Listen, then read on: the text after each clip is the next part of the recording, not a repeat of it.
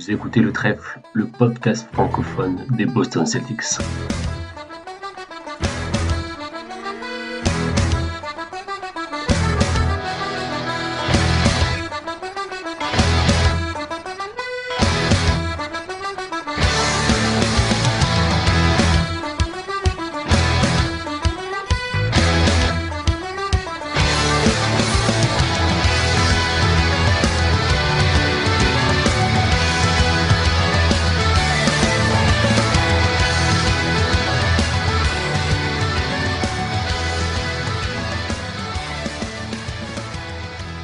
Salut à toutes, salut à tous et bienvenue dans ce nouvel épisode du podcast Le Trèfle.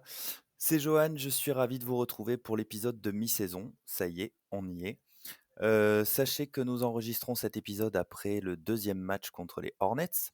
Nos Celtics ont donc joué 45 matchs. Donc la mi-saison est largement dépassée. Alors on aurait bien aimé, pour marquer le coup, enregistrer cet épisode pile après les 41 matchs, mais ça n'a pas été facile de se réunir avant.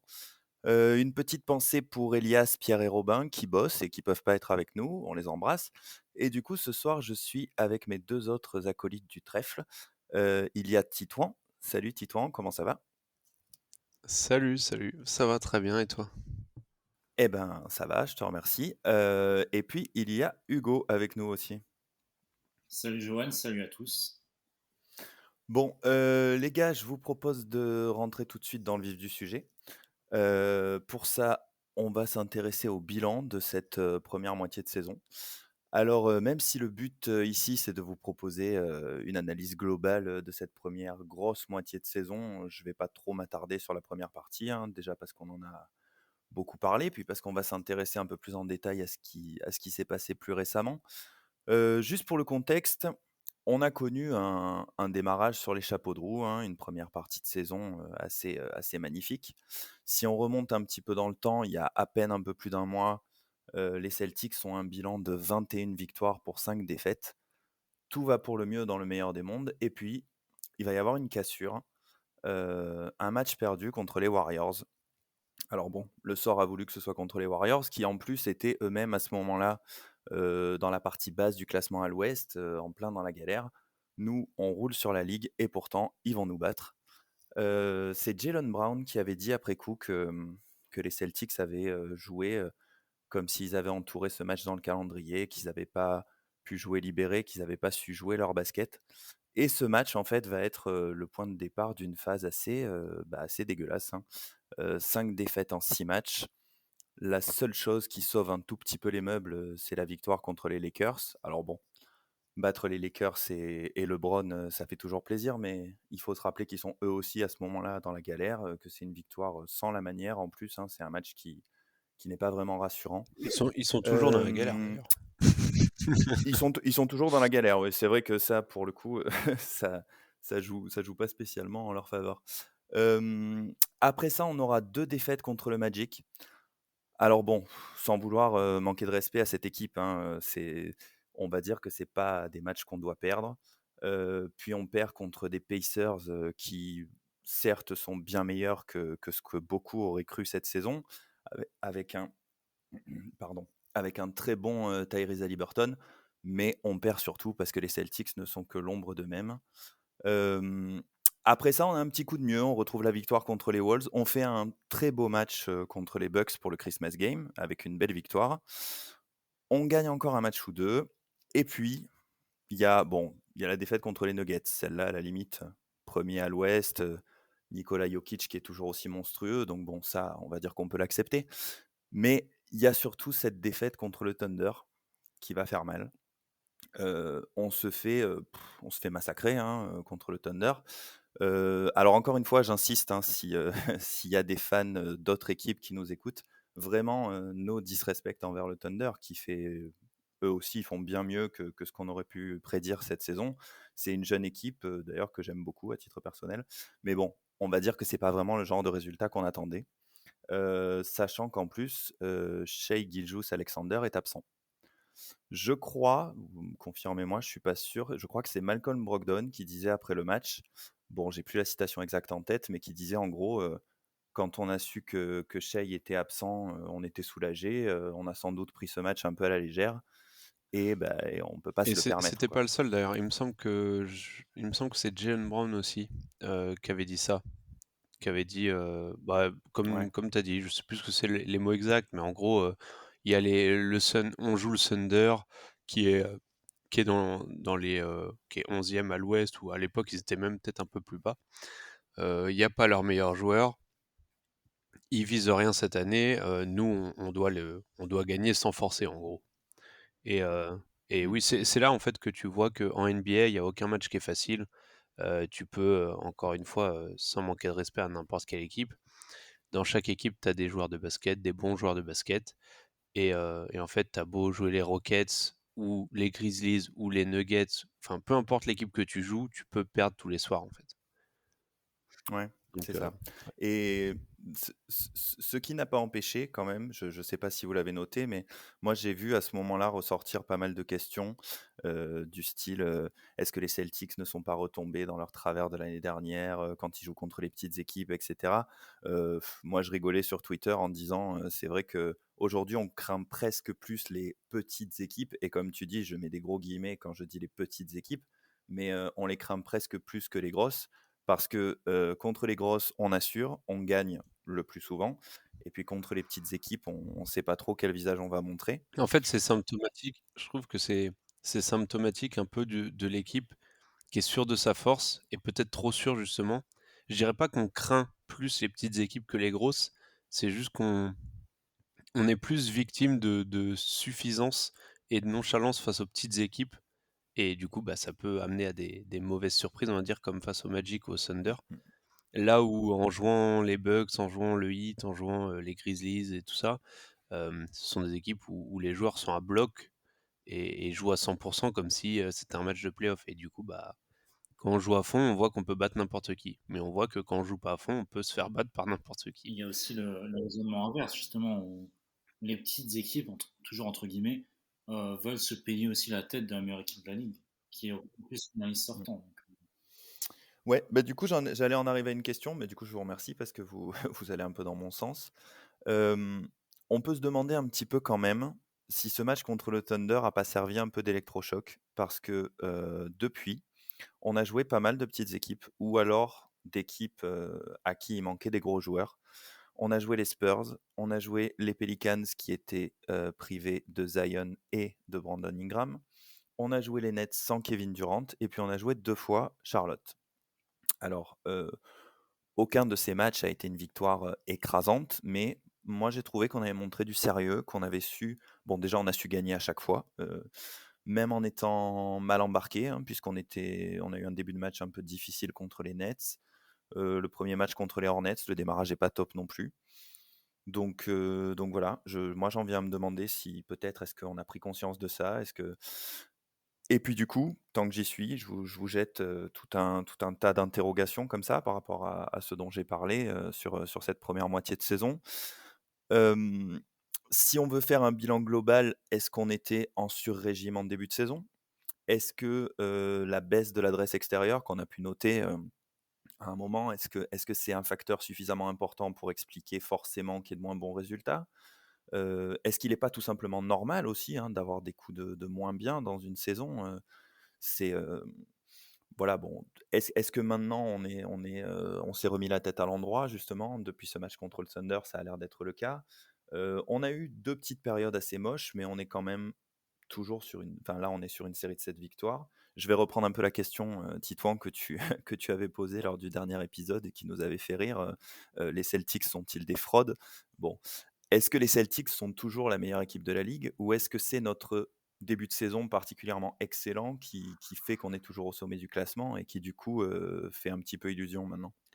Bah, c'est sûr que le bon début de saison nous a aidé à prendre de l'avance au classement, ce qui nous a permis, quand on a eu cette période un peu de creux au mois de décembre, de finalement s'en sortir mieux enfin, de rester tout en haut du classement. Est-ce qu'on était en sur-régime au début de la saison? L'équipe en elle-même, je pense pas. Par contre, il y a un point en particulier où je pense que certains joueurs pouvaient être en sur-régime, c'est notamment au niveau du shoot extérieur. où t'avais des Derrick White qui tournaient à plus de 40% à 3 points, alors que Derrick White en carrière, j'ai pas les stats sous les yeux, je vais regarder vite fait, mais je suis même pas sûr qu'il soit à plus de 37-36% en carrière. Il est à 34,6 en carrière. Donc, alors évidemment, on en avait déjà parlé dans des anciens podcasts. Au-delà du pourcentage à 3 points, ce qui était très intéressant, c'était de voir la qualité des shoots qu'on prenait. C'est-à-dire qu'on prenait beaucoup de shoots à 3 points ouverts ou grand ouverts, ce qui veut dire que l'attaque tournait bien en fait pour pouvoir libérer des gars et avoir des bonnes occasions de shoot. Après, voilà, on a eu de la chance parce que tout rentrait. On a eu plus de matchs où tout rentrait que de matchs où rien ne rentrait.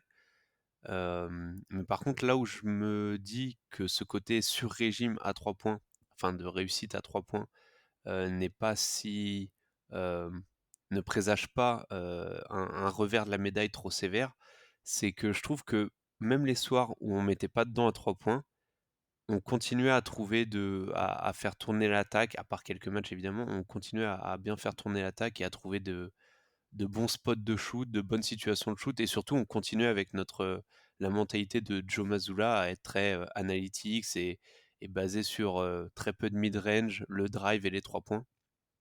Et ça, je trouve que c'est quelque chose qui est assez intéressant parce que ça montre, et on le voit depuis quelques matchs, ça fait quelques matchs qu'on n'a pas une adresse folle à 3 points. Je pense notamment aux Jays, dont on parlera un peu plus longuement plus tard, mais Tatum et Brown qui n'ont pas une grosse adresse à 3 points. Et pourtant, ils continuent à être efficaces, notamment au scoring, et on continue à gagner parce que on drive beaucoup plus. Forcément, l'apport de Rob Williams, on en parlait aussi dans les podcasts précédents, apporte une menace verticale près de la raquette qui est la bienvenue, hein. Combien de fois on a vu des passes de Tatum ou surtout de Smart qui se régalent là-dessus à envoyer des lobes pour Rob. Donc, est-ce qu'on était en sur-régime au niveau du shoot à 3 points? Je pense un peu, euh, mais mais c'est pas alarmant dans le sens où je trouve qu'on a montré qu'on était capable de vivre même les soirs où on n'avait pas où on mettait pas dedans. Ouais, bah, je suis plutôt d'accord avec Titouan dans l'idée. C'est vrai que je pense pas que notre équipe est en sur-régime. Bon, je pense que évidemment, on le sait de toute façon, l'adresse, c'est très fluctuant. On a eu des hauts très hauts. C'est normal qu'il y ait une phase de creux, hein. C'est logique. C'est cyclique en fait l'adresse. Donc c'est un peu normal. Je pense qu'on va s'y retrouver globalement à un juste milieu entre les deux. Et c'est ce qu'on observe d'ailleurs en ce moment. Bon, sauf pour quelques joueurs qui n'arrivent vraiment plus à mettre dedans. Mais globalement, je pense que c'est pas très inquiétant.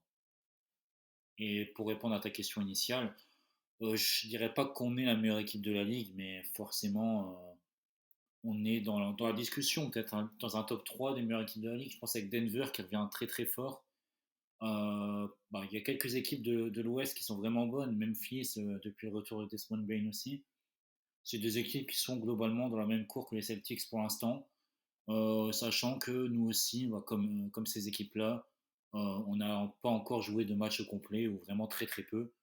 Donc il faudra voir la suite aussi de la saison pour voir ce que veut notre groupe au complet parce qu'on a hâte de le voir en tout Ouais, ouais, ouais. C'est vrai que ça manque un petit peu cette référence-là sur le long terme. Bon, donc on va passer au sujet suivant. Je vous propose de parler un petit peu de notre raquette. Ça a été un vrai sujet, hein. Ça a été quelque chose qui nous a inquiétés en début de saison. On en a parlé beaucoup dans l'épisode avant le début de saison. On en reparle souvent. Aujourd'hui, ça y est, Rob est revenu.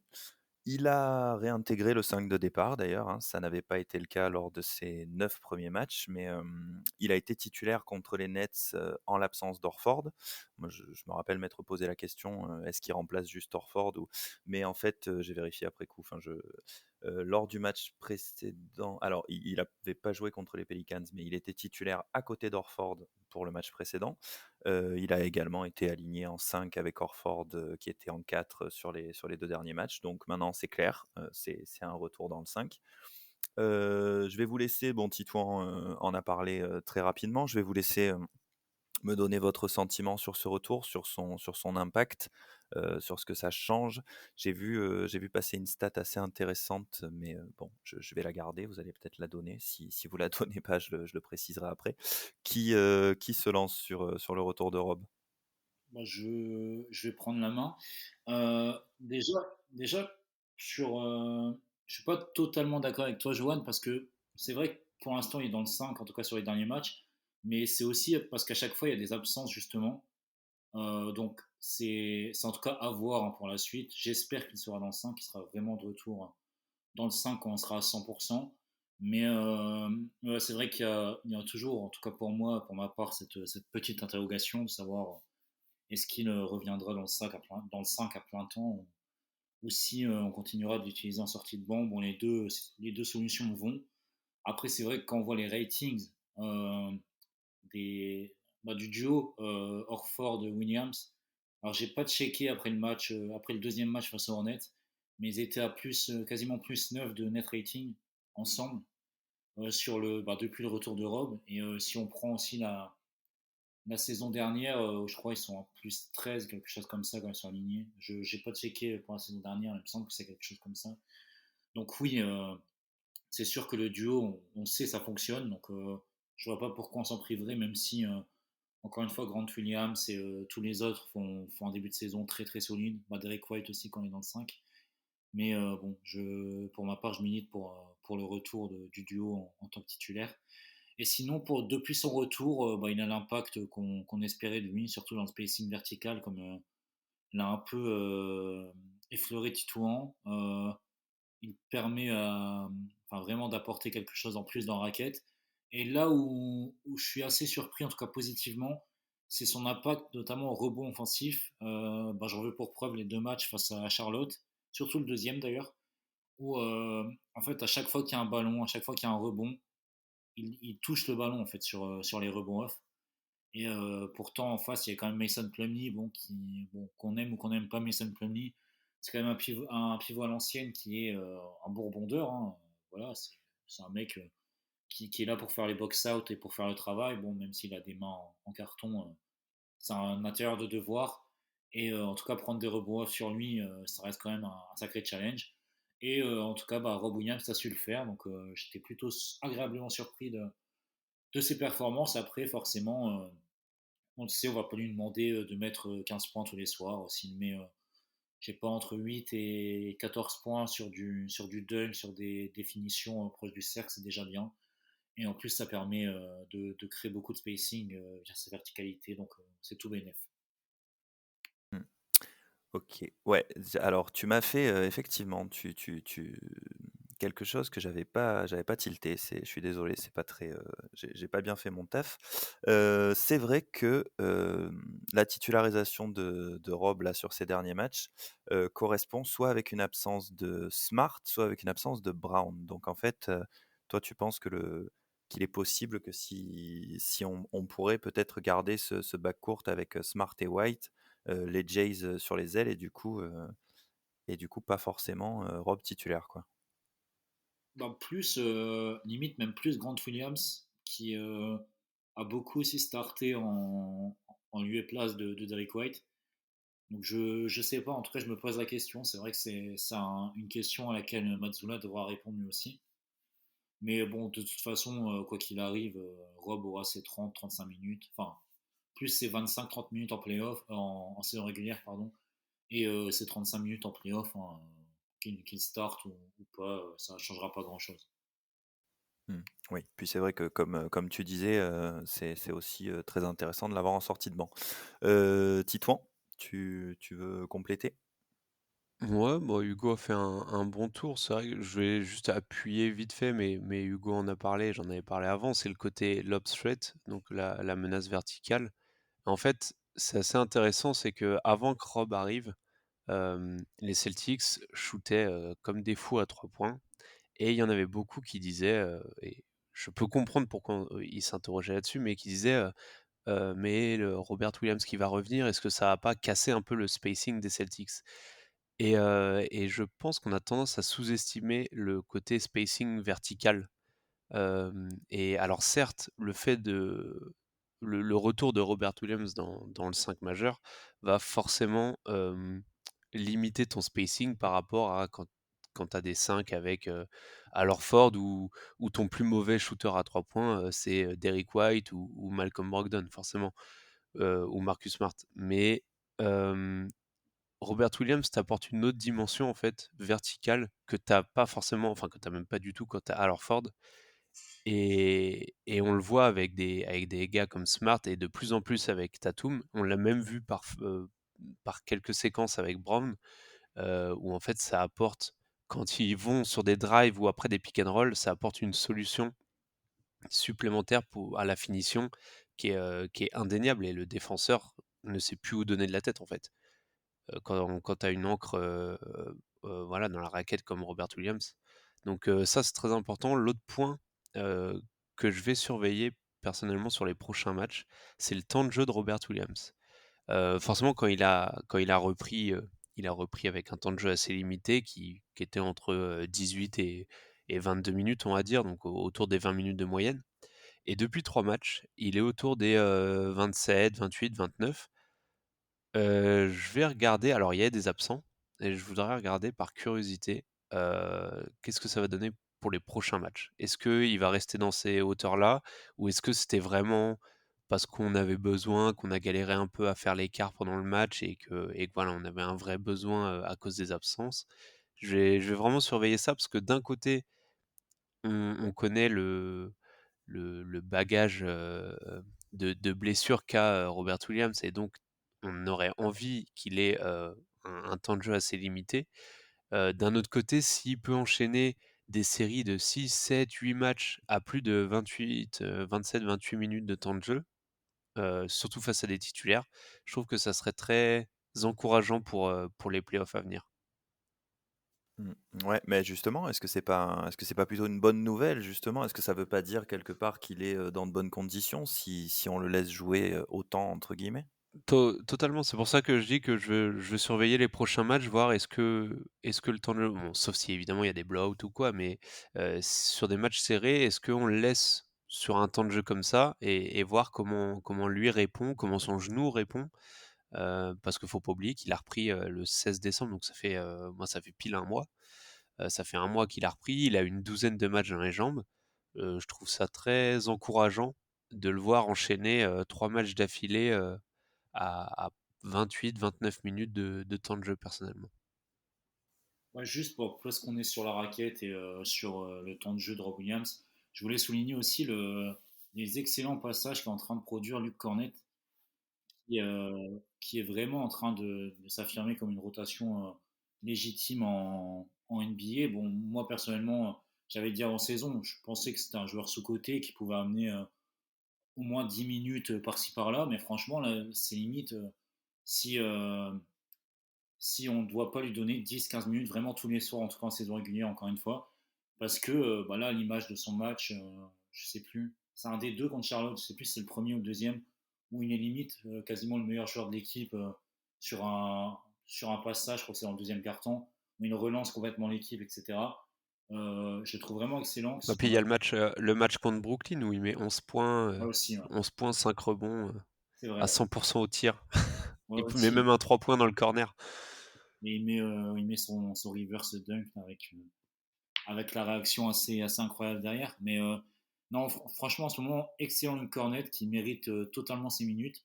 Et ça sera important parce que bah, pour limiter aussi les minutes d'Al Horford, parce que plus que Rob Williams, moi, celui que je veux moins voir sur le terrain, c'est Al Horford, parce que franchement, le voir 30 minutes, ça va commencer à être un petit calvaire quand même. Donc, si on peut le limiter à 25 minutes tous les soirs en saison régulière, qu'on n'hésite pas. On a Grant Williams qui demande beaucoup de temps de jeu.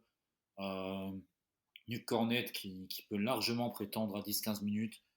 On a même Sam Hauser, bon, même s'il joue plus en 3, qui peut se décaler en 4 ou alors mettre Tatum en 4 quand il est sur le terrain. Donc, si on peut vraiment profiter du fait qu'on a un bon Luke Cornet pour diminuer les minutes d'Orford, autant en profiter. Ouais, je rejoins Hugo, c'est vrai que c'est important de le souligner, le boulot de Luke Cornett et le boulot de Brad Stevens qui l'a dit depuis des années qu'il fallait croire en Luke Cornett. Euh, j'aurais juste précisé un truc, c'est quelque chose qu'on voit souvent passer sur Twitter. D'ailleurs, j'ai vu encore une rumeur aujourd'hui, je sais plus, je crois que c'est The Athletic qui a sorti ça, comme quoi les Celtics, seraient sur le dossier, Jakob Poeltl. Et si on me demandait il y a 1 mois et demi, 2 mois, ce que j'en pensais, je pense que j'aurais dit: «Faut le faire. Faut le faire, même si on doit y mettre, Pritchard dedans, voilà, faut faire le trade». Quand je vois, ce que fait Pritchard en sortie de banc alors qu'il enchaîne les matchs où il joue pas en fait et que quand on l'appelle, il est souvent positif et surtout quand je vois ce que Luke Kornet apporte. Évidemment, Luke Kornet, on va pas s'attendre à ce qu'il apporte quelque chose en playoff. C'est vraiment, comme l'a dit Hugo, le but, c'est vraiment juste d'avoir un niveau suffisant pour qu'on puisse se dire: «OK, ce match-là, Horford, il joue pas ou alors il est limité à 20-22 minutes. On va pouvoir envoyer du 10-15 minutes de Luke Kornet sans trop manger dans la raquette». Et en fait, Luke Kornet est vraiment en train de répondre à justement à cette attente et au fait la question en fait qu'on se posait après l'intersaison, où on se disait: «Il faut qu'on aille chercher ce 3 pivot qui peut compléter la rotation avec Horford et Robert Williams». En fait, on l'avait dans le roster depuis tout ce temps, quoi. Donc non, je trouve ça assez important de souligner le taf de Luke Kornet, surtout qu'on sait que c'est pas facile d'avoir un temps de jeu comme il a, c'est-à-dire assez fluctuant. Heu, Récemment, hein, il a pas joué du tout contre San Antonio. Il joue que 3 minutes de garbage time contre Chicago et derrière ça, 2 matchs après, il te colle un 11 points, 5 rebonds, à 5 sur 5 au shoot avec un tir à 3 points en 1/4 d'heure face à Brooklyn. Donc non, c'est important ces role players. Mmh. Ouais, ouais, carrément. Je vous remercie les gars, vous m'avez, bon, j'espérais en fait qu'à un moment on prendrait 2 minutes pour parler de Luke Kornet. Je pensais que ce serait plus, sur la fin de la partie, raquette, mais, je suis bien content que vous l'ayez évoqué. Du coup, bon, ça a été, vous en avez parlé aussi un petit peu, mais on va peut-être, s'y attarder un tout petit peu. Al Horford donc, qui avait l'air, bon, d'être dans une petite baisse de forme. C'est ce qu'on se disait, quand on a commencé à préparer cet épisode et puis, finalement, il fait un très bon match contre les Pelicans, il assure contre les Hornets, il fait un gros match au scoring, surtout sur le premier. Et puis dans cette raquette, donc vous en avez parlé aussi, il y a Grant Williams. Même si ça reste hypothétique puisque Grant n'a toujours pas prolongé avec nous, je pense qu'on peut tous dire qu'on rêve d'une future raquette, Grant Rob. Grant qui est, extrêmement précieux dans tous les compartiments du jeu, qui continue à progresser, qui a une moyenne à 3 points, assez sympathique, qui est d'ailleurs, je crois que c'est Robin qui le faisait remarquer, il est de plus en plus respecté à 3 points, hein, il a développé, la feinte de tir suivie d'une pénétration, ça marche plutôt pas mal. Il y a son apport défensif qui est extraordinaire aussi. Bref, il va nous coûter un bras, hein, je pense que je pense qu'il faut s'y attendre. Avec Al qui forcément du coup décline doucement. Qu'est-ce que ça vous inspire vous cette future raquette, Williams? Bon, je sais pas, je saurais pas répondre à ce que ça m'inspire, mais c'est un processus, en tout cas logique, au vu de la construction de notre roster depuis quelques années. Forcément, c'est une raquette qui est complémentaire, donc ça m'inquiète pas. Je pense que la raquette des Celtics pour l'avenir est entre de bonnes mains. Et même si c'était une raquette qui devait être titulaire dès aujourd'hui dans la grande ligue, ça serait plus que legit pour moi. Donc il n'y a aucun souci avec cette raquette-là.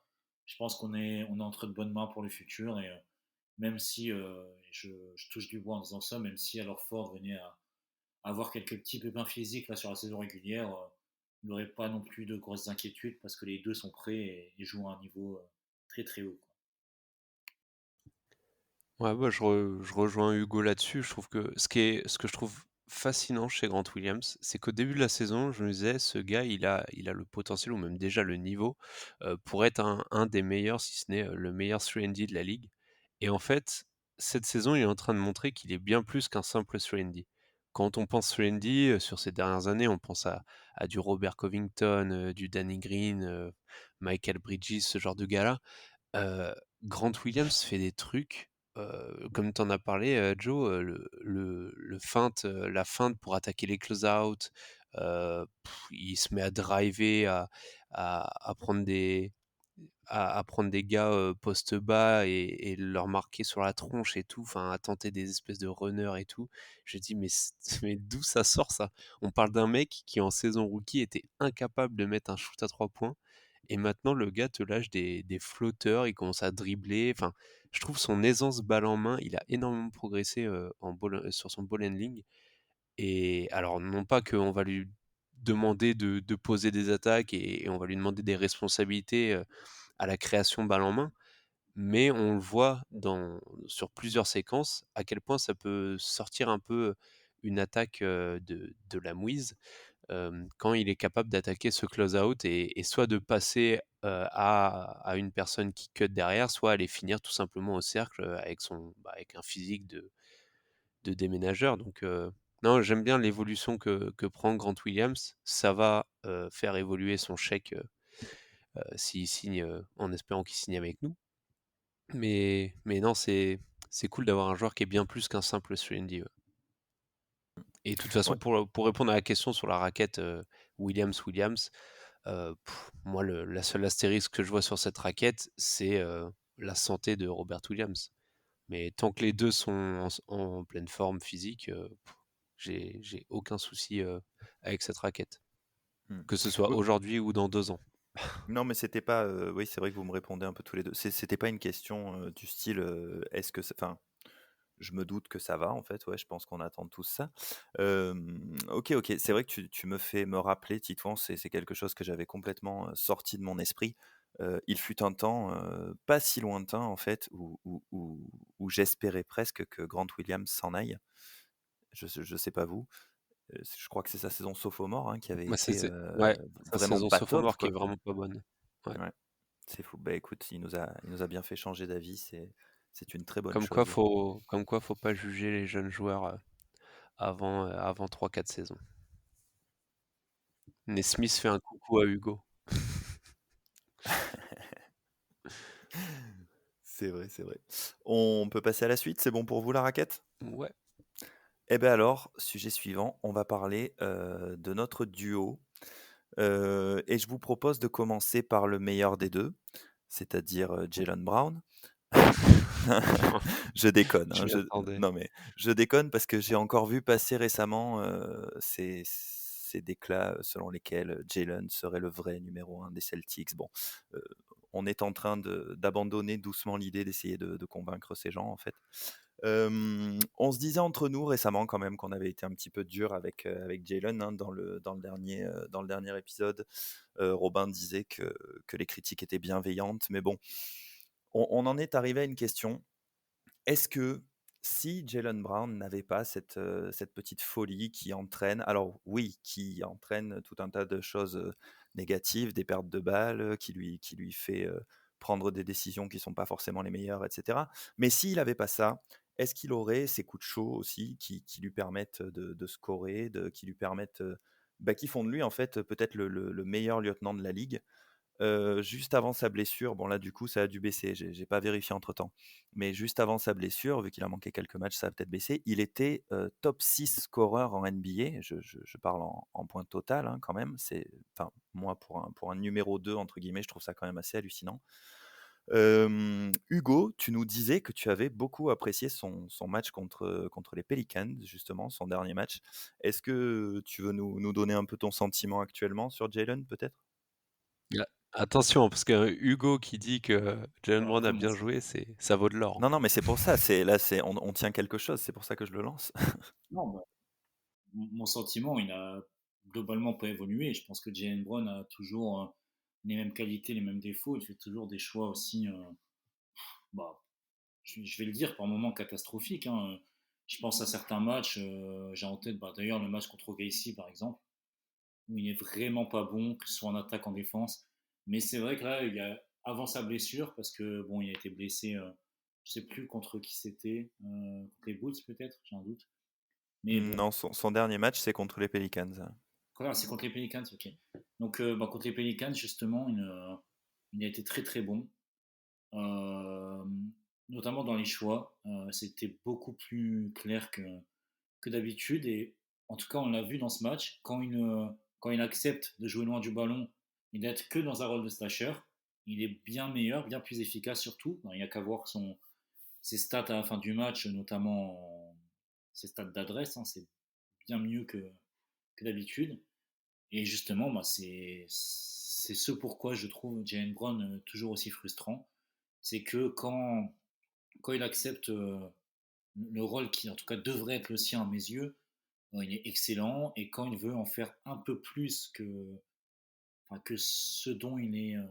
Enfin, quand il veut aller vers d'autres domaines alors qu'il est élite dans d'autres, c'est contre-productif. Et les ratings le prouvent, hein. Je suis allé voir par curiosité un peu comment les stats par line-up.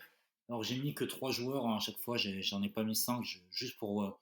Je voulais en fait fonctionner par trio parce que j'avais l'impression qu'il y avait vraiment des trios qui ne fonctionnaient pas du tout ensemble. Notamment un trio qui est vraiment exécrable sur les ratings, c'est quand Smart, Brown et Brogdon jouent ensemble. Alors on a moins 15 de net rating.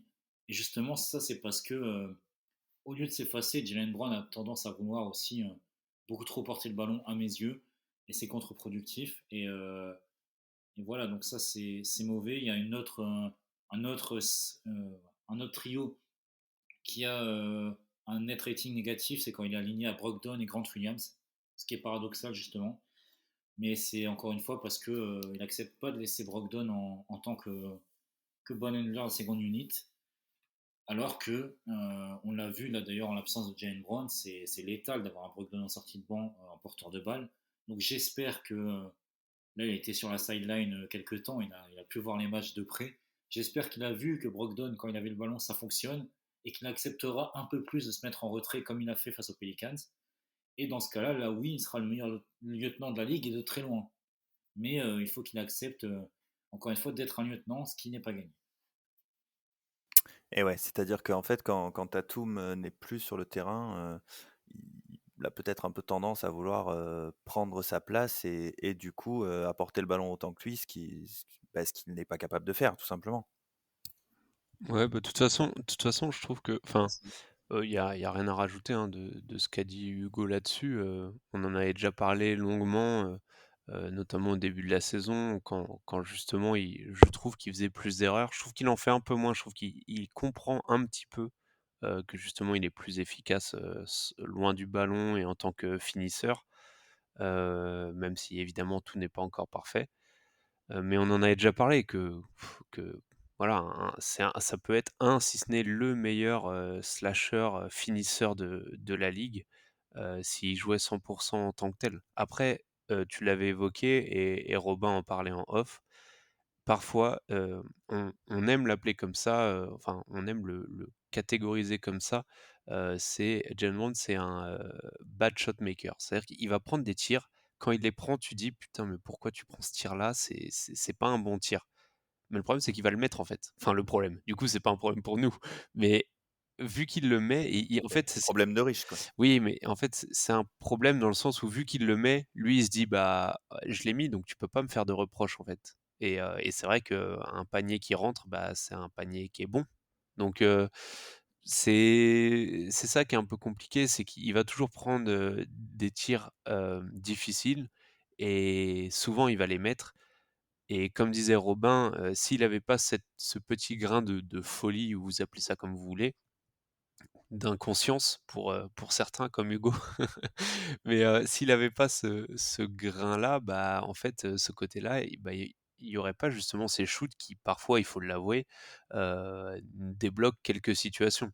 Après voilà, c'est ce qu'il faudrait faire, c'est, peser en fait combien de fois il nous sauve de 2-3 séquences offensives, grâce à un gros tir, par rapport à combien de fois il fout une séquence offensive en l'air parce qu'il fait un mauvais choix de tir ou un mauvais choix de passe. Ça, faudrait comparer, mais non, c'est indéniable que parfois il arrive à rentrer des tirs compliqués que tu aurais préféré qu'il ne prenne pas, mais bon, il les met donc bon, difficile de lui en vouloir là-dessus. Mais Mais juste pour nuancer ton propos, je suis d'accord avec l'ensemble. Là, c'est vrai que des fois, il met des gros tirs. Juste un petit bémol, c'est que la majorité de ces gros tirs compliqués, etc., c'est soit des long twos, soit des mid-range contestés, ce qui constitue un volume de tir qui est totalement, enfin, qui est peu rémunérateur mmh, si on analyse la NBA moderne. Et justement, si on regarde justement ces stats sur le shoot extérieur, notamment à 3 points, cette année, c'est vraiment pas bon. Et c'est aussi le petit bémol que je mets sur Jalen Brown cette année. D'accord, il fait des matchs incroyables en rentrant enfin des trucs, des turnaround jumpers, des trucs comme ça, mid-range, contestés, etc. Mais il est un peu en deçà de ses standards, en tout cas dans la réussite extérieure. Et ça, c'est aussi un petit problème pour moi sur le Jalen Brown actuel, même si, encore une fois, je tiens à nuancer. J'avais été très très dur avec lui dans un podcast de début de saison, mais actuellement, il est quand même bien meilleur que ce qu'il ne montrait en début de saison. Il est sur la bonne voie en espérant que ça continue. ça fait, pour revenir sur le 3 points, pour moi, c'est quelque chose qui est toujours lié. Ça fait, enfin qui est assez lié. Ça fait 4 saisons, bon 3 saisons pour être exact, mais la quatrième c'est quasiment pareil. Ça fait 4 saisons que, Jaylen Brown a son pourcentage à 3 points qui diminue quasiment, et ça fait 4 saisons que son pourcentage de tirs à 3 points pris, en catch and shoot diminue. Donc en fait, il prend de plus en plus de pull-up à 3 points et de facto, son pourcentage à 3 points diminue parce qu'on sait que très souvent, c'est plus simple de mettre un 3 points en catch and shoot qu'en pull-up. Et voilà, je pense qu'une des réponses, ça explique pas tout, mais une des explications est là, c'est qu'il prend plus de pull-up, donc de facto, son pourcentage à 3 points, baisse, je vais pas dire drastiquement, mais ouais, si quand même, il est à 32 cette année, c'est quand même pas ouf. Heu, donc heu, donc oui, après pour le côté mid-range, c'est vrai que Jaylen Brown a quand même la particularité, d'être assez efficace sur ses mid-range, qui sont pas tous mauvais d'ailleurs. Personnellement, j'aime bien quand, il remonte, et prend un écran, reçoit la balle de Smart, enfin du ball handler, reçoit la balle lancée et en fait il stoppe sa course, il part en drive et il stoppe sa course, au niveau de la ligne des lancers francs et il pull up. En principe, il fait un petit écart avec le défenseur et il est assez létal sur ce shoot-là, je trouve. Ça, c'est le genre de shoot à mi-distance qui me dérange moins, même si, je suis un peu team, analytics, j'aime pas trop les mid-range, sauf si c'est KD qui les prend. Mais, mais voilà, je trouve que les les mid-range, il y en a certains où il est quand même plutôt bon et ça me dérange moins. Après voilà, c'est quand c'est les turnaround ou les pull-up, alors qu'il vient de dribbler, pendant 10 secondes, ceux-là me dérangent beaucoup plus, ouais. D'ailleurs, il est à 56, ouais, si on fait la moyenne, oui, on va dire 52 sur les mid-range. 56 de réussite, ce qui est quand même plutôt pas mauvais. Plutôt pas mauvais. Ouais. Ok. Bon, eh ben, on va pouvoir parler de la deuxième moitié du duo. Enfin bon, de la première, mais du coup, on parle de lui en deuxième. Jason Tatum. Euh, bon, il a eu 2 ou 3 matchs sans, c'est vrai, hein, notamment dans des matchs contre des petites équipes d'ailleurs. Personnellement, contre le Thunder, il m'a fait péter un câble. Euh, il n'a pas fait un match de dingue non plus contre les Nets. Je pensais qu'il aurait voulu assurer pour l'occasion. Mais voilà, là, c'est parce qu'il fallait essayer de mettre un tout petit peu de négatif dans ma phrase. Il a enchaîné je ne sais plus combien de matchs à plus de 25 points. Il a progressé dans son jeu. On disait quand on en parlait, il est moins bling-bling, il est plus efficace. Il fait encore des progrès au playmaking. Hier soir à Charlotte, il est tout seul sur le terrain, il colle 51 points. Tu as le public qui scande MVP à Charlotte. Alors, certes, il a perdu sa place de numéro 1 dans la course au MVP parce que Nikola Jokic existe, en fait. Mais ça n'empêche pas qu'il fait une saison de fou furieux.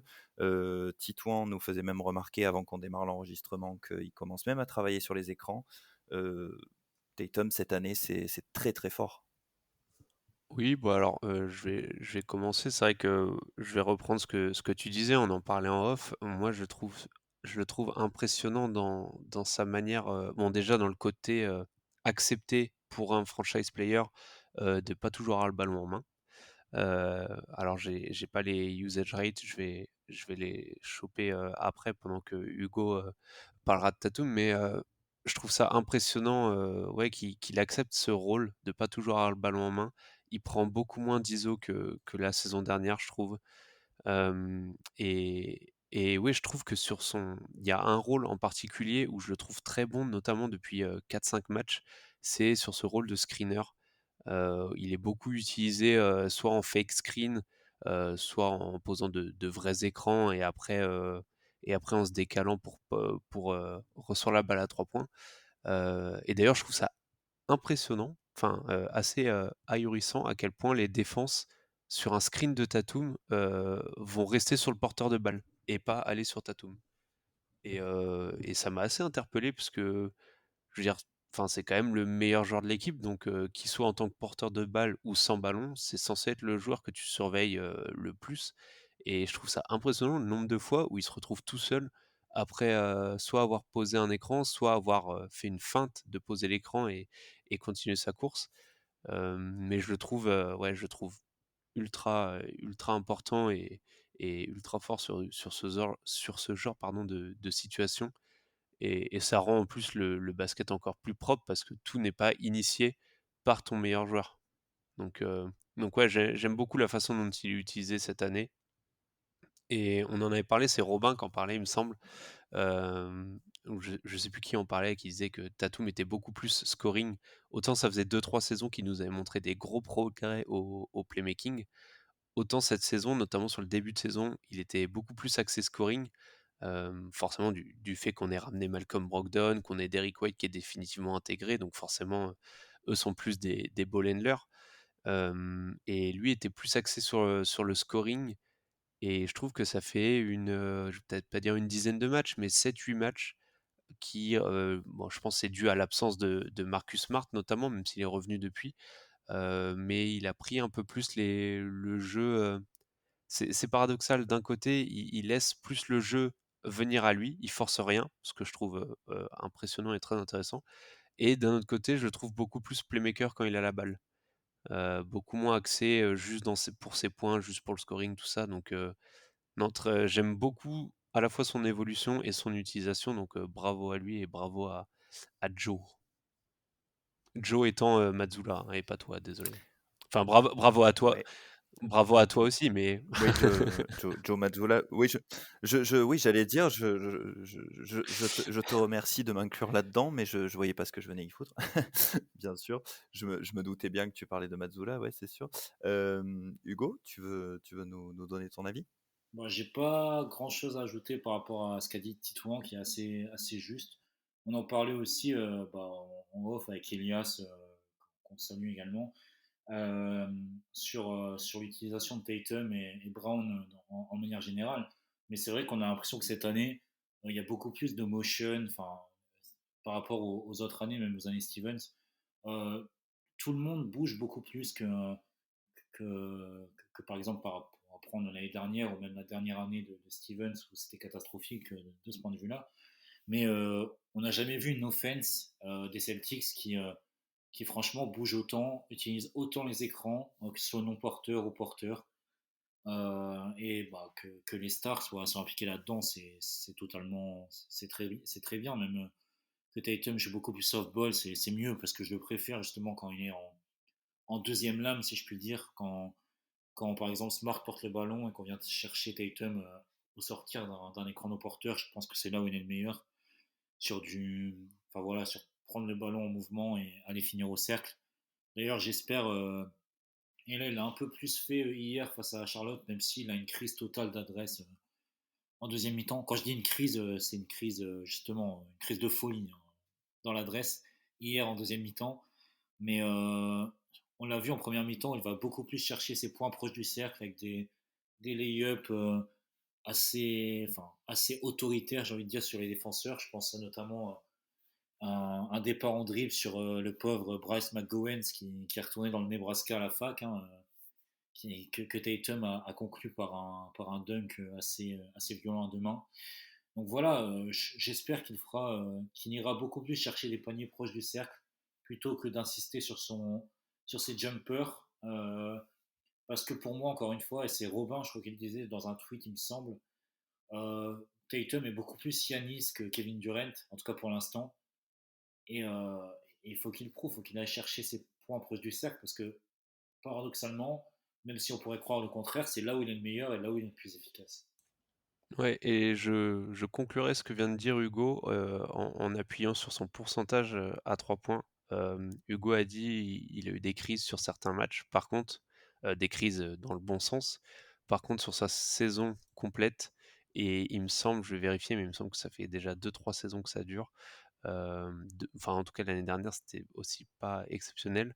Il a parfois des crises, vraiment des trous d'air sur son pourcentage à 3 points, enfin sur ses shoots extérieurs.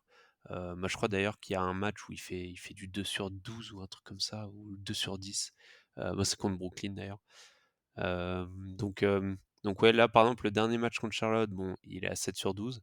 Mais sinon, avant ça, c'est 4 sur 14, 2 sur 10. Bon, 3 sur 8, c'est un peu mieux. Mais parfois, il passe vraiment à travers. Et le problème, c'est vrai, je pense que c'est le seul reproche que je lui ferais. euh, bon, pas mettre dedans, ça arrive même au meilleur, c'est pas trop un souci. C'est plus, comme disait Hugo, d'aller chercher les points sur la ligne, notamment quand il prend pas feu à 3 points. Et ça, même si de temps en temps on le voit, c'est quelque chose qui est pas encore automatique chez lui. Donc ça, c'est le petit point. Par exemple, il y a un match contre Denver. Donc là, j'ai toutes les stats de Tatum sur les derniers matchs. Contre Denver, il fait 0 sur 4 à 3 points. À côté de ça, il prend 14 lancés.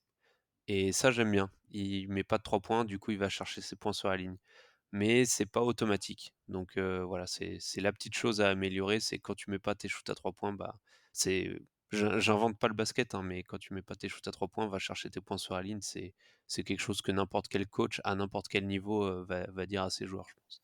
Ouais, mais c'est vrai que ces matchs-là, moi, je les ressens plus comme des accidents, en fait. C'est-à-dire que, enfin, c'est quelque chose, moi, qui ai un œil peut-être moins aiguisé sur le basket parce que j'y ai jamais joué mais c'est quelque chose qui m'énervait beaucoup sur toutes les saisons précédentes. Et voilà, quand il avait cette tendance à insister à 3 points, que ça rentrait pas et que justement, comme tu dis, tu avais envie de lui dire, mais je sais pas, fais quelque chose, rentre, pénètre, Et je trouve que cette saison, bon, ça arrive ce genre de match où il insiste et où il pénètre pas, mais c'est quand même beaucoup plus rare.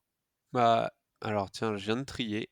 Il a joué 43 matchs. Sur les 43 matchs, il y en a Mm. 20 où il est à plus de 35% à 3 points. Et donc 23 où il est à moins de 35% à 3 points. Donc en gros, on est sur du moitié-moitié à peu près. Donc pour moi, un accident, c'est une fois tous les 3-4 matchs. Là, en gros, Non, bah, non, mais t'es quand je te es dis sur une moyenne de une fois sur deux. non, mais quand je te dis un accident, je veux dire ces matchs où ça ne rentre pas à 3 points et, et où il insiste sans varier, sans faire autre chose. Ah oui, oui, ok. Ouais. Ça arrive beaucoup plus rarement. Alors plus rarement que la saison dernière ou il y a 2 ans, je sais plus, où il avait vraiment ce problème-là.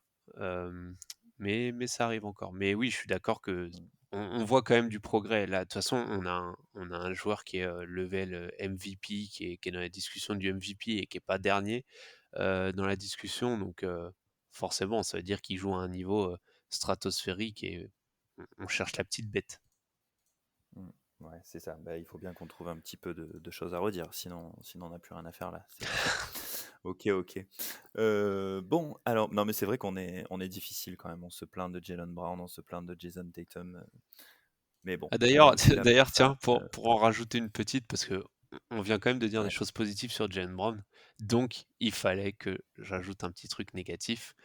Je vous retrouve la stat. J'étais parti voir les usage rates et j'ai eu la belle surprise de voir que Jalen Brown a le 12e plus gros usage rate de la ligue, devant des mecs comme KD, comme Donovan Mitchell, comme Paul George. Bon, Stephen Curry, c'est pas étonnant parce qu'on sait comment jouent les Warriors. Mais voilà, devant des gros ball handlers comme ça, devant des Kyrie, des DeRozan, Anthony Edwards, etc. Donc voilà, juste pour dire à quel point on pense tous que Jalen Brown touche un petit peu trop le ballon. Ouais, c'est vrai que là, du coup, on peut plus le nier. Bon, on va passer au sujet suivant. On va parler un petit peu maintenant, de nos role players, hein. On voulait en parler notamment à la main. Hem, alors on avait noté, une petite baisse de forme chez Malcolm Brogdon. Alors c'est marrant parce que Brogdon, du coup, c'est comme Horford, quand on a commencé à parler de la préparation de cet épisode, c'est ce qu'on s'était dit et bah, depuis, il se trouve qu'il a été très bon. Et puis il y a Derrick White qui lui, pour le coup, bon alors score moins. Hier soir, il a fait un joli match au scoring, mais c'est vrai qu'il a une moyenne qui est autour des 10 points par match, je crois. Alors qu'il scorait un petit peu plus en début de saison, donc ça a plutôt tendance à baisser. Mais malgré ça, c'est quand même un moteur assez extraordinaire pour cette équipe. Il apporte énormément, il est impressionnant. Titouan, je sais que tu voulais parler de Derrick White. Est-ce que je te lance là-dessus et puis après Hugo sur Brogdon ou peut-être un peu chacun? Enfin bon, Titouan, je te lance et puis après, vous vous arrangez? Ouais, alors moi sur Derrick White, le scoring me dérange pas et j'ai vu pas mal de choses passer justement sur le fait qu'il score un peu moins qu'au début de saison et du coup, voilà, on va dire ah, il est moins bon, il est moins bon. En fait, je regarde même pas le scoring chez Derrick White. Bon, déjà, alors si on regarde les stats brutes, et comme tu l'as dit, il est à une dizaine de points de moyenne, c'est seulement un point de moins que sa moyenne en carrière. Sachant qu'en carrière, il a quand même passé 5 saisons, enfin 4 saisons et demie, dans une équipe où il avait beaucoup plus de responsabilités. Là, il arrive dans une équipe où, tu as du Brogdon, tu as du Smart, du Jaylen Brown, du Jason Tatum, donc forcément, il va pas tourner, à 14-15 points de moyenne comme il le faisait aux Spurs. Donc au final, moi vraiment le nombre de points qu'il met par match, enfin du moins sa moyenne, Heu, je la trouve bien et limite, en fait, je la regarde même pas.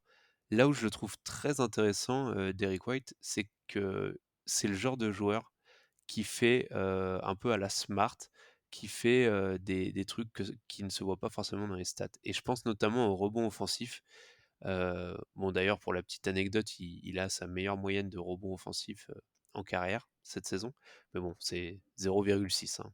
C'est pas non plus, mais pour un guard, pour sa taille, en fait, j'aime beaucoup les efforts qu'il fait à chaque fois. Même quand il perd le ballon ou quand un joueur, des Celtics perd le ballon, il va pas forcément, revenir en défense juste comme ça. Il va tout de suite essayer de gêner, essayer de voir s'il peut rechoper la balle. Enfin, j'aime beaucoup ces petits efforts, c'est l'énergie qu'il met dedans, même quand il met pas ses shoots, il trouve toujours un moyen de se rendre utile et c'est quelque chose, je pense, qui est fort appréciable, qui se voit pas dans les stats, mais qui est fort appréciable et un peu sous-estimé, je trouve, chez Derrick White.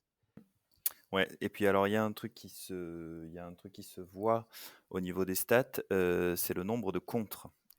J'avais vu passer Derrick White, c'est hallucinant pour un guard comme tu disais. Il a 41 blocs, cette saison. Je crois que le deuxième guard est à 27. C'est le guard qui bloque le plus, de toute la NBA et voilà et de très, très loin. Donc, ça montre aussi son Ouais, son implication en défense. c'est pas étonnant, on le sait, c'est un bon défenseur et surtout c'est un joueur ultra intelligent. Bah, enfin, voilà, il a été formé à la maison Spurs aussi, donc ça aide. Donc oui, non, c'est pas surprenant. Enfin, le chiffre en lui-même, peut faire sourire et est assez, impressionnant pour sa taille et son poste, mais voilà, ça veut dire quoi? Ça veut dire que c'est un joueur qui trouve le bon timing, qui sait en plus, il y a pas mal de contres qui sont, par derrière, donc voilà, qui sait, la jouer un peu, fine. Il sait voilà, que c'est pas un pivot, qu'il est pas très grand, qu'il est pas très long ou quoi que ce soit et du coup, il la joue avec son intelligence et non, c'est super important d'avoir ce genre de défenseur et de joueur intelligent dans une équipe.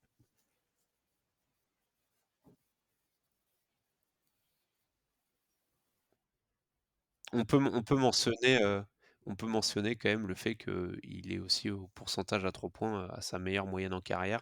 Hem, alors il a notamment grâce à un gros début de saison, j'ai pas sa moyenne, son pourcentage à 3 points sur les 10 derniers matchs, faudra regarder, c'est un peu moins bon il me semble, mais non, c'est quand même à mentionner parce qu'on sait que c'était une des interrogations quand il est arrivé aux Celtics.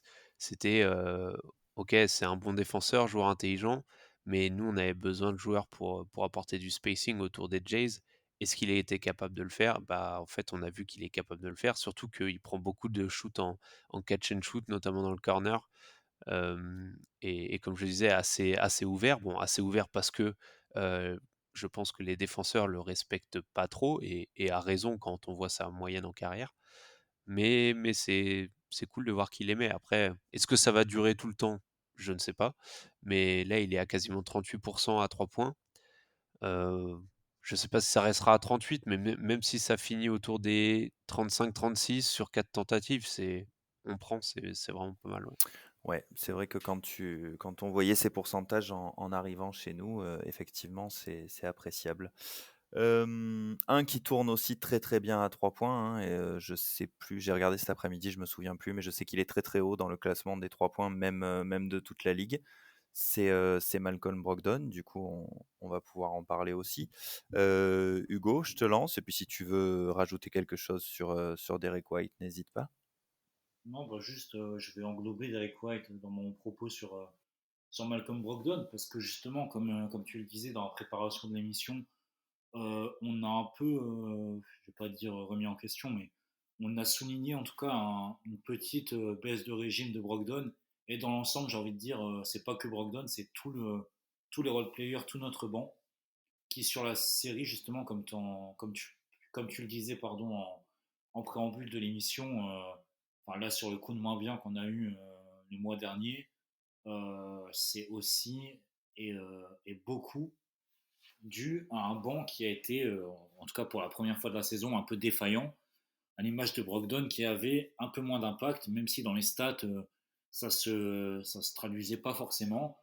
Euh, dans tout ce qui était ball handling et decision making, il était moins bien qu'en début de saison, où hormis aller un match contre Chicago où je l'ai vu très mauvais, je l'ai pas vu, je l'avais jamais vu mauvais en fait. Brogdon, c'est toujours un métronome, il est toujours à son niveau. Et bon, il y a eu une petite phase de moins bien, à l'image aussi de Derek White, qui, je l'ai vu notamment en première mi-temps face à Indiana, dans le match où on se retrouve à moins 28 à la mi-temps. Je pense que, honnêtement, Derek White, je l'aime bien, mais c'est probablement une des pires mi-temps que j'ai pu voir pour un joueur de basket. Je crois qu'il finit à 0 sur 8 à la mi-temps, il est vraiment catastrophique, il est totalement à côté. Et bon, il arrive à se remettre dedans, et bah, sur ce match, et aussi dans le fil de la saison, là, en ce moment, il est très très bon. Tout comme Brogdon, qui a signé son record de saison là, avec 30 points face aux Hornets, où il était excellent. Il a profité aussi de l'absence de Jalen Brown pour avoir un peu plus de ticket shoot, comme je l'ai pu l'expliquer tout à l'heure quand j'ai abordé la question de Jalen Brown. Mais voilà, donc Brogdon, White sont meilleurs. Il y a encore quelques individus sur le banc qui doivent step up. Je pense notamment à Sam Hauser, le shoot titouan qui pour le coup a pas mis un tir depuis le mois de Depuis novembre. 2018. Ouais, depuis 2018. Voilà. C'est, c'est compliqué pour Sam Hauser, à tel point que, on en reparlera peut-être en fin d'émission. Je fais partie de ceux qui militent activement pour essayer de renforcer le poste 3, parce que là ça commence à devenir assez urgent à mes yeux. Mais voilà, ça c'est un autre débat. Mais en tout cas pour Brogdon, pour White et pour quasiment tout le monde sur le banc, ils ont su élever leur niveau. Et s'ils peuvent rester à ce niveau là toute la saison, il n'y aura pas de doute. Parce que bon, ils ont connu une phase de creux à l'image justement de l'adresse extérieure dont on parlait, parce que le banc avait une adresse absolument incroyable. Et là il y a eu une vraie phase de bas, mais là c'est en train de rentrer dans la normale. Et, le banc est efficace, et on creuse des gros écarts grâce à notre banc, et c'est tant mieux. Ouais, effectivement. Donc, bah, écoute, je te remercie, Hugo. Du coup, tu vas nous amener vers la dernière partie de l'émission, hein. Je pense que on a fait un bon petit tour. Il reste un sujet donc dont on va parler un petit peu, même si ce sera peut-être pas un sujet essentiel pour nous, mais comme ça approche à grands pas, on va quand même en parler. C'est la deadline, hein, la date limite pour effectuer des transferts cette saison. Ce sera le 9 février. Ça risque d'être assez calme pour nous parce que je pense qu'on peut dire qu'on a un effectif, qui est quand même, plus ou moins taillé pour aller chercher un titre. On a quasiment tout ce qu'il faut là où il faut. Il y a eu, quelque chose d'un petit peu, qui nous a un petit peu mis la puce à l'oreille, c'est qu'on a libéré un spot en se séparant de Noah Vonleh. Il y a des rumeurs selon lesquelles, les Celtics veulent un vétéran sur le banc. Alors, Titouan en parlait tout à l'heure, il y a, Shams qui nous a annoncé aujourd'hui que Poeltl était, je cite, enfin recevait un réel intérêt de la part des Celtics et pas seulement. Hem du coup, enfin, bon, voilà, il y a plusieurs questions comme ça, alors bon, le fait qu'on en entende parler par Shams, ça a plutôt tendance à nous faire croire que ça n'arrivera pas puisque chez les Celtics en général, je rien ne filtre jamais, donc si on en entend parler, dans les rumeurs, c'est c'est peut-être, c'est quasiment sûr que ça n'arrivera pas, mais il y a la question du cas Pritchard aussi. On a beaucoup entendu la question, est-ce qu'on doit mettre Peyton Pritchard dans un trade pour aller chercher un big? Il a été question d'y attacher le contrat de Gallinari pour matcher les salaires, de lâcher du pic avec. Bon, comme on en parlait un petit peu tout à l'heure, hein, c'est vrai que Peyton Pritchard, on voit l'apport qu'il peut avoir pour nous. D'ailleurs, il me semble avoir lu qu'il était hors rumeur. Bon, alors après, c'est sûr que ça, c'est des trucs, on peut jamais le jurer, mais il me semble avoir vu passer qu'apparemment, il n'était pas question de transférer Peyton Pritchard. J'ai pas les stats détaillés, mais Peyton Pritchard, il joue une trentaine de matchs, je crois, cette saison. Il a 10 minutes de moyenne de temps de jeu, sachant que sur ces matchs-là, il y en a un bon morceau, peut-être la moitié, où il joue un garbage time, où il joue 4-5 minutes pour dépanner. Et puis, il y a les matchs où il y a un absent, où il joue 15-20 minutes et où il assure. Heu, il peut vraiment apporter à cette équipe et en plus, comme on disait tout à l'heure, on a, aussi Luke Kornet qui fait un travail très, très correct en tant que 3e pivot. On pourrait avoir tendance à dire pas de touche à Pritchard, mais c'est peut-être pas aussi simple. Titouan, je sais notamment que toi, tu avais une «condition» entre guillemets pour laquelle tu accepterais de lâcher Pritchard. Donc il y a cette question-là et puis il y a peut-être, du coup le marché qui va se libérer. Est-ce qu'il y a des joueurs qui vont être cut? Enfin, cette deadline, il y a des chances qu'elle soit calme, mais est-ce qu'il risque quand même de se passer, un petit quelque chose? Bah, en fait, au début, Pritchard, que j'aime beaucoup, mais ça fait, on en discutait avec Pierre déjà à l'époque, je crois après sa saison rookie. Déjà après sa saison rookie qui était excellente, on voulait déjà le trade. Pour une raison toute simple, c'est que par rapport à son âge, ses limitations physiques, heu, Pri Pritchard a un plafond en fait qui va le limiter et je pense que le Pritchard qu'on voit maintenant, c'est le Pritchard, bon indépendamment du temps de jeu et cetera. Je pense que c'est le style enfin le Pritchard qu'on voit maintenant, c'est le même qu'on verra dans 3 ans, dans 5 ans, heu, pour dire dans le sens où il évoluera pas beaucoup, je pense. Heu, Qu'il me fasse mentir, c'est tout le mal que je lui souhaite. Mais je pense qu'il est pas loin de son plafond et du coup, si certaines personnes sont intéressées, j'aurais tendance à dire: «Bah, profitons-en, en fait». Hem, Après, je suis moins catégorique qu'au début de la saison. Autant au début de la saison, j'étais le premier à dire: «Allez, on fout Pritchard des seconds tours, des salaires là pour, enfin, 2-3 joueurs pour, matcher les salaires et on va chercher un big ou quelque chose comme ça». Et en fait, plus ça va, plus je me dis que de un, ce que montre Pritchard, dans une situation assez particulière, hein, c'est-à-dire qu'on compte pas sur lui pendant 3 matchs, 4 matchs, puis après d'un coup, Brogdon ou Smart est absent, donc faut qu'il joue, 1/4 d'heure, et il est plutôt bon, même si voilà, il a ses lacunes, il a ses problèmes, mais il est plutôt bon. Hem Donc et déjà, il y a ce côté-là qui me fait dire, bah, finalement, avec un Brogdon qui a parfois quelques soucis de blessure, pareil pour Smart, c'est peut-être pas si mal d'avoir, un gars du niveau de Pritchard en bout de banc qui peut dépanner. Et deuxièmement, c'est la recherche du big, où finalement, bah, comme on l'a dit tout à l'heure avec Hugo, ce que montre Luke Kornet, justement nous montre que, bah, est-ce qu'on a vraiment besoin d'un big supplémentaire? Alors bien sûr, Horford est vieux, Robert Williams a toujours peut avoir des pépins, physiques et donc s'il y en a un des 2 qui est blessé, ça peut nous handicaper notamment pour les playoffs.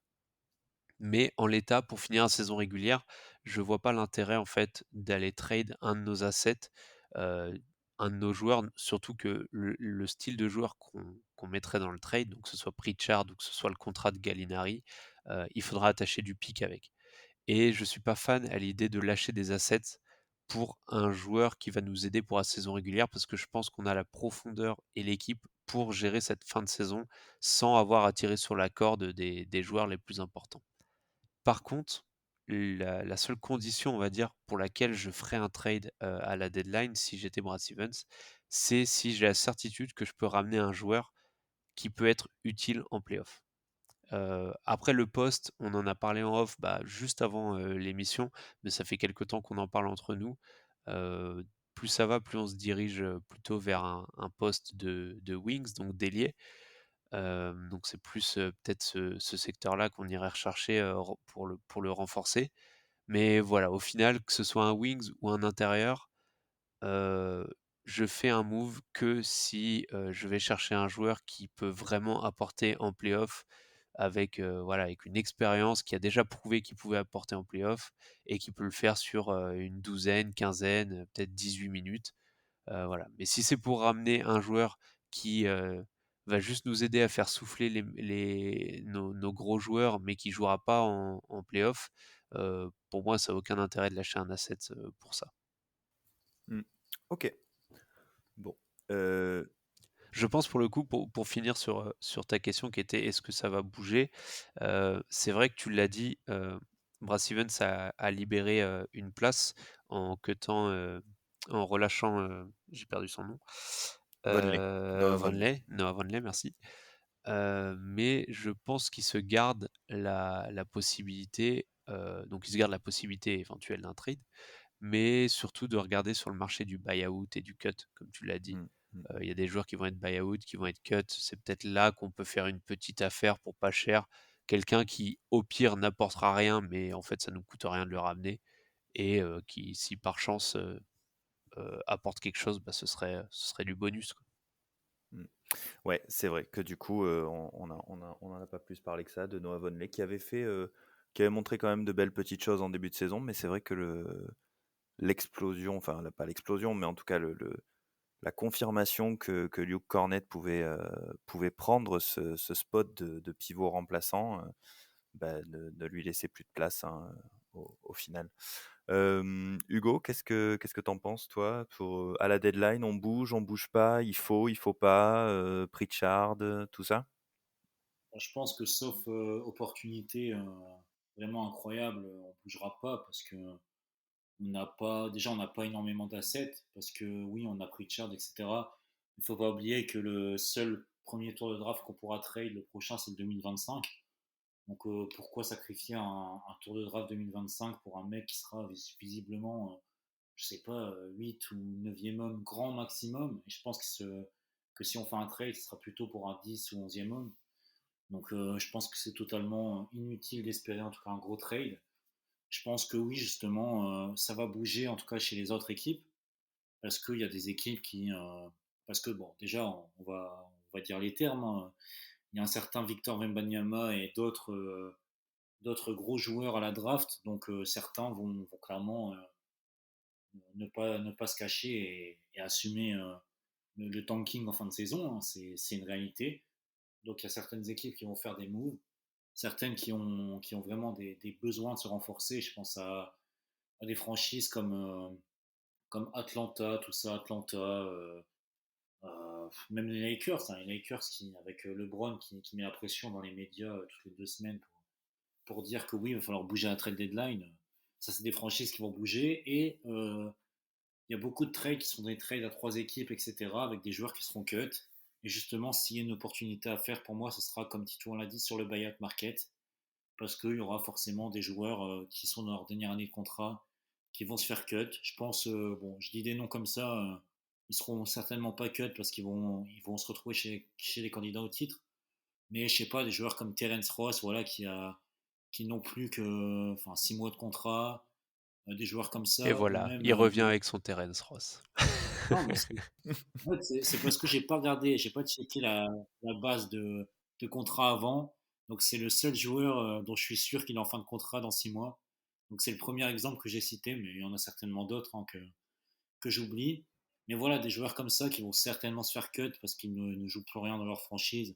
Bah, il y Ou a, alors ça va être il y a des... Jacob Poeltl, mais pour le coup, je pense pas qu'il sera cut. Non, moi, j'y crois pas du tout à Poeltl parce que lui, c'est pour le coup, il y a une franchise qui va vraiment faire un move désespéré en lâchant un asset Ouais, ouais. pour l'obtenir et espérer le re-signer cet été. Mais ce sera pas nous parce que déjà, ça colle pas trop à la philosophie de Matsula. Donc voilà, on en avait parlé déjà dans un précédent podcast, mais je pense qu'on a bien compris qu'à l'intérieur, on était assez stack. Et s'il y a un mec à ramener, c'est plutôt sur le poste 3. Donc voilà. Et pour répondre à ta question sur Pritchard, je suis un très grand fan de Peyton Pritchard, je m'en suis jamais caché. Donc moi, en tant que fan de Pritchard, pour son développement personnel, j'aimerais plutôt qu'il soit trade. Mais d'un point de vue totalement rationnel, en étant fan des Celtics, non, il faut le garder parce que le rapport coût, qualité et ce qu'il peut nous amener par rapport à sa valeur dans un trade, vaut mieux le garder dans l'effectif. Donc voilà, je pense qu'il ne bougera pas et tant mieux. On le gardera en tant que quatrième meneur, si je puis dire, et en tant que solution de repli si quelqu'un venait à se blesser, ce qu'on ne souhaite pas évidemment. Dans les joueurs qui peuvent être cut, qui sont en fin de contrat, là, je viens de jeter un coup d'œil vite fait. Il y a un certain Kyrie Irving. Je sais pas si ça vous intéresse. Ils sont en fin de contrat. Ouais, bon, je connais pas pas. trop. Il joue où, Kyrie Irving? Je vois pas qui c'est. Bon, Brooklyn Nets. Brooklyn Connais pas. Nets, d'accord. Bah écoute, J'ai jamais entendu parler. j'essaierai d'aller voir si je trouve des highlights, parce que là, comme ça me dit rien. Bon, bah écoutez, en tout cas, je partage votre avis à tous les deux. Je suis bien d'accord pour dire qu'il faudrait, je pense, vraiment une occasion assez extraordinaire pour se séparer de Pritchard, même si j'entends tout à fait l'argument, Hugo. Bon, je suis pas assez fan de Pritchard pour souhaiter, entre guillemets, son départ pour son bien-être, hein. Moi, je pense au bien-être des Celtics, donc je préfère le garder. Mais ouais, je le vois comme ça aussi. Bon, eh ben, je pense qu'on est pas mal. Est-ce que vous avez quelque chose à ajouter sur un autre sujet dont on n'aurait pas parlé encore? Non, pour moi, on a fait un bon petit tour. Pour toi, on est bon? Ouais, je crois aussi, ouais. Hugo? Ouais, je pense qu'on a fait le tour juste pour rappeler que Joe Mazzulla est le GOAT. Ça mange pas de pain.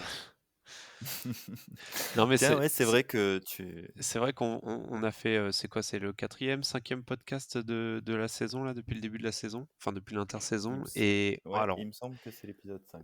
on en a parlé un peu. Hugo, justement, on avait fait une brève présentation lors de l'intersaison, je crois, premier ou deuxième épisode, je sais plus. Mais c'est vrai qu'on parle on a parlé là de meilleure utilisation de Tatum, d'un Tatum qui est très bon, d'un banc qui est plutôt efficace, etc. D'un Robert Williams qui apporte des choses et tout. Et on parle très peu de Mazzulla, et je pense qu'un jour, il faudrait qu'on fasse un podcast, peut-être pas full dédié sur lui, mais où ce serait vraiment axé sur lui, parce que je pense qu'il le mérite. Alors bon, ça demanderait qu'on s'attarde et qu'on sorte quelques tapes, enfin qu'on regarde quelques vidéos plus approfondies de certains matchs, mais ouais, ça mérite parce que oui, il a le droit à des louanges, parce que si les Celtics sont premiers de la ligue, c'est aussi grâce à lui. Ok, bon, bah écoutez, si c'est bon pour vous, c'est vrai que on fait bien quand même de terminer sur un petit commentaire sympathique sur Joe qui a quand même, je crois que c'était le premier coach à avoir été élu coach du mois pour son premier mois, quoi. C'est ça qu'on avait vu passer, je sais plus si ça vous parle. Il a été coach du mois pour octobre-novembre, et il me semble avoir vu passer à ce moment-là que c'était la première fois qu'un coach rookie était coach du mois le premier mois, quoi. Vu notre saison l'année dernière, c'est sûr que c'est pas Ime Udoka qui l'a eu. Voilà, non, pas le premier mois en tout cas. C'est sûr. Bon, voilà. Eh ben écoutez, je crois qu'il me reste à vous dire à la prochaine. On n'a pas encore fixé de date pour le prochain podcast. Donc bon, d'ici la fin de la régulière, on en fera sûrement un, peut-être à mi-chemin entre maintenant et la fin de la régulière. D'ici là, portez-vous bien, go Celtics, et à la prochaine. Ouais, à la prochaine. Ciao. Ciao. About a 2-second difference between the shot clock and game clock.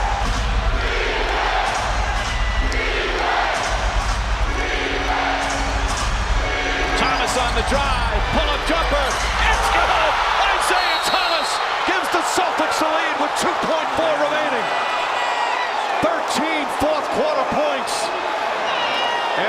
calls their final timeout.